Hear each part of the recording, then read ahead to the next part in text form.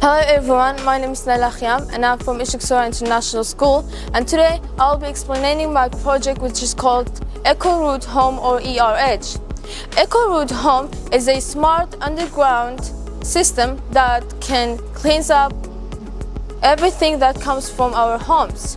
We have three main steps: input, cleaning process and output. So the first step is input. When this dirt comes from our kitchens, from bathrooms and sinks and enters into that Eco Root Home, then we have second step is called cleaning process. We have filtering layers with some balls that they're too sharp like now that can cut these waste things that comes from our homes, and we have the filtering layers. These filters, as the dirt things cut it down, it can stick with that filters and then everything is gonna be clean.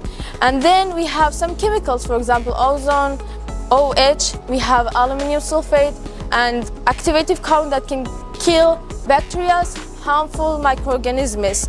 And from output, we have output pipe that everything, when it's clear, everything will come out and we can use it for watering plants and more. So we have some features in here, and we have water motor, we have switch, and we have this alarm. When anything goes wrong with this alarm, it can tell us so we can take action.